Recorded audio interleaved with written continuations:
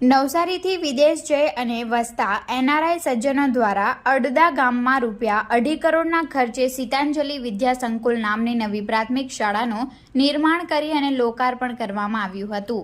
નવસારી જિલ્લામાં અત્યાર સુધીમાં 23 જેટલી પ્રાથમિક શાળાઓનું નિર્માણ કરનાર સીતાંજલિ ફાઉન્ડેશનના એનઆરઆઈ દંપતી હર્ષદભાઈ પટેલ અને નયનાબેન પટેલ તેમજ અડદા ગામના વતની અને હાલ અમેરિકા ખાતે વસતા રમેશભાઈ પટેલના સખાવતથી ગામના બાળકો માટે અતિ આધુનિક પ્રાથમિક શાળાનું નિર્માણ કરવામાં આવ્યું છે. સીતાંજલિ ફાઉન્ડેશનના સહયોગ સાથે કુલ ₹2.5 કરોડના ખર્ચે આ પ્રાથમિક શાળાનું બાંધકામ થયું છે. નવસારી જિલ્લા પંચાયતની શિક્ષણ સમિતિ દ્વારા સંચાલિત પ્રાથમિક શાળાના 10 વર્ગો સાથેનું લોકાર્પણ આજે એનઆરઆઈ દાતા હર્ષદભાઈ ખુશાલભાઈ તેમજ રમેશભાઈ નાથુભાઈ પટેલના હસ્તે કરવામાં આવ્યું હતું. ત્યારે આજે આ પ્રસંગે જિલ્લા પ્રાથમિક શિક્ષણ અધિકારી અરુણ અગ્રવાલ, સરપંચ પારુલબેન હડપતિ, તાલુકા વિકાસ અધિકારી ભૂપેન્દ્ર રાઠોડ તેમજ ગ્રામજનો મોટી સંખ્યામાં ઉપસ્થિત રહ્યા હતા. અમેરિકા ખાતે રહેતા હર્ષદભાઈ તેમજ નયનાબેન દ્વારા નવસારી જિલ્લા અને સુરતના ગ્રામ્ય વિસ્તારોમાં આવેલા જર્જરિત થયેલી ઘણી સરકારી પ્રાથમિક શાળાઓનું નવીનીકરણ કરવામાં આવ્યું છે. તેમના થકી આપવામાં આવેલા દાન દ્વારા તેઓ નવસારી જિલ્લામાં આવા અદ્યતન શિક્ષણ ધર્મનું નિર્માણ કરી અને માતૃભૂમિનું ઋણ અદા કરે છે. વર્ષોથી અમેરિકામાં સ્થાયી થવા છતાં તેઓ માતૃભૂમિને ભૂલ્યા નથી.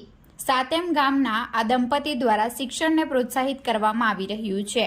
આ સેવા યજ્ઞમાં નવસારીના સીતાંજલિ ફાઉન્ડેશનના નરેશભાઈ જોગી તેમજ કાંતિભાઈ પટેલ પણ તેમને સહયોગ આપી રહ્યા છે, જે આવકારદાયક છે. મારું નામ હર્ષદભાઈ ખુશાલભાઈ પટેલ છે, સાતેમ ગામના, અને અમારા ટ્રસ્ટનું નામ છે સીતાંજલિ ફાઉન્ડેશન. સીતા મારા માનું નામ છે, અંજલિ મારી દીકરીનું નામ છે. અને અમારો મોટો છે એમ્પાવરમેન્ટ બાય એજ્યુકેશન. શા માટે? કે જ્યારે કોઈને શિક્ષણ મળે તેનાથી જ માણસ આગળ આવે અને એ જ એનો પાવર છે, એ જ એની શક્તિ છે. અત્યાર સુધીમાં અમે 20 સ્કૂલો બનાવી છે. આ 21 નંબરની સ્કૂલ છે.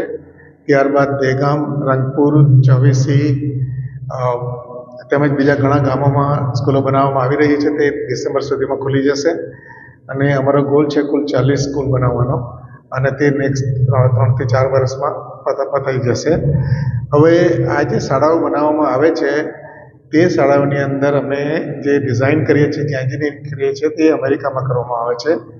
અને અહીંયા કન્સ્ટ્રક્શન અમારો પોતાના સુપરવિઝન નીચે ચાલે છે, કે જેનાથી એની લાઈફ લગભગ 125 થી 150 વર્ષ જેટલી રહેશે. એનું મેન્ટેનન્સ માટે પણ અમે ફંડ મૂકેલું છે. અને અમે જોઈએ છે કે જે જગ્યાએ નવી સ્કૂલ કરવામાં આવે તે શાળાઓમાં ટીચરોનો, ગામના લોકોનો તેમજ જે છોકરાઓ હોય છે બધાનો ઉત્સાહ ખૂબ જ રહે છે. કારણ કે એક સારી જગ્યા હોય, સારા ટોયલેટ હોય, સારા રૂમ હોય, સાઉન્ડ સિસ્ટમ હોય, તો છોકરાઓને ભણવાની મજા આવે, ટીચરોને ભણાવવાની મજા આવે અને ગામ લોકોને સહકાર આપવાનું મન થાય. આ અમારો એક પર્પઝ છે કે જેને કારણે આ જ સ્કૂલોમાંથી કોઈ નરેન્દ્ર મોદી બનશે, કોઈ ડૉક્ટર્સ બનશે, કોઈ એન્જિનિયર બનશે અને કોઈ પણ જાતના ઇન્ડસ્ટ્રીયાલિસ્ટ અને દેશનું ભવિષ્ય આ છોકરાઓથી કરવામાં આવશે. અને એમાં જે કંઈ અમે મદદ કરીએ છીએ તેનો અમને ખૂબ જ આનંદ છે. સાથે જ સરકાર કેવો ફાળો આપે છે?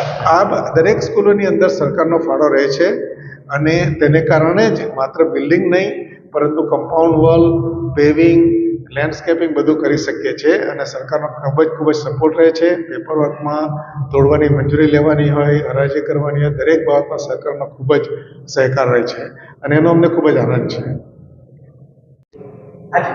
જી ખુશાલભાઈ સાતેમ સેવા ટ્રસ્ટ,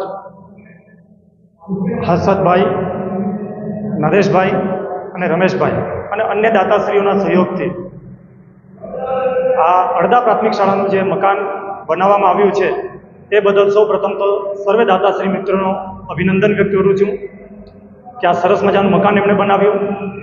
શિક્ષણની જવાબદારી માત્ર સરકારશ્રીની નથી પરંતુ એક સામાજિક જવાબદારી પણ છે.